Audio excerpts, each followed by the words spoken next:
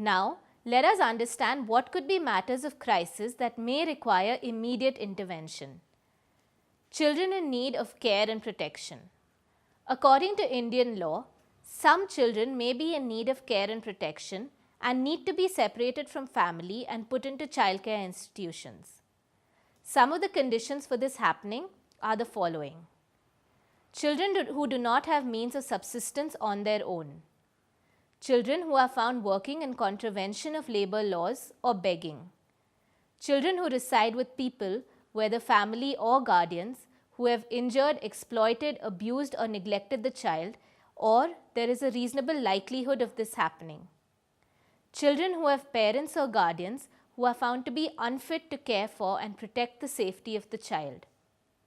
Children who do not have parents or have been abandoned by their parents. Children who are in imminent risk of being married before the legal age. If as a mentor you see any of the above situations happening or fear any of these happening, please alert the Mentor Together team at the earliest. Suicidal tendencies. India accounted for the highest estimated number of suicides in the world in 2012, according to a World Health Organization report. Risk factors for suicide vary by age, gender and ethnicity, and risk factors often occur in combinations. Suicide and suicidal behavior are never normal responses to stress. It is very important for mentors to report any warning signs of suicide.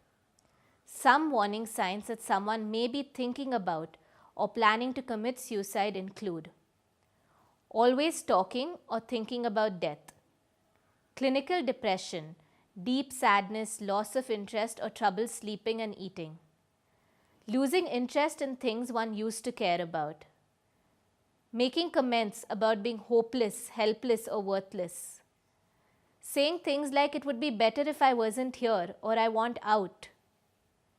Be especially concerned if a mentee is exhibiting any of these warning signs and has attempted suicide in the past.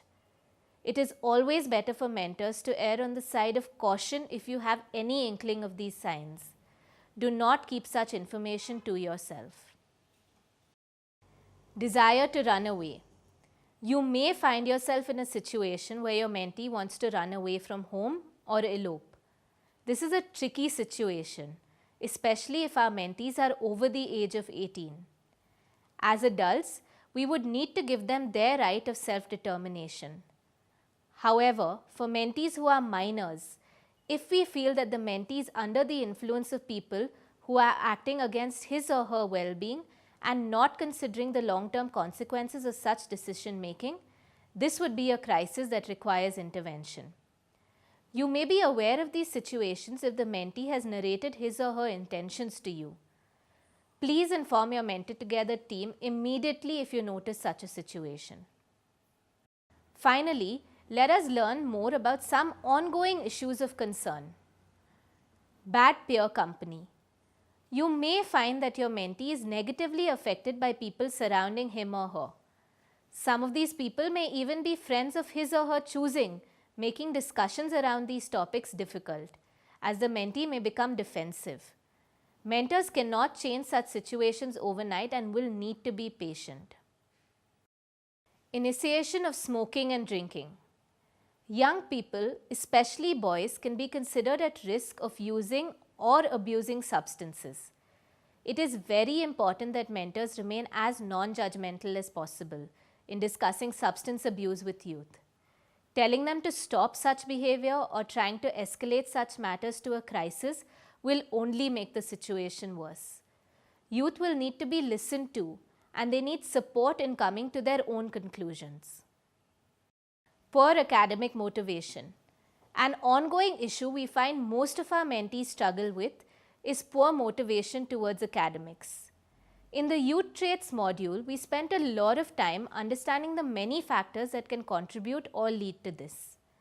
As a matter of ongoing concern, we would like to point out that mentors may need help from tutors or other resource people to fully address this matter.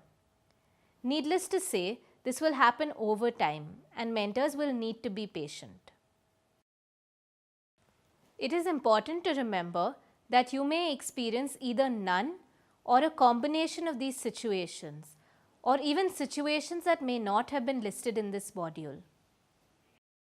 Now that you have had the chance to understand the various action steps required when faced with a difficult situation, we will proceed to the exercise round.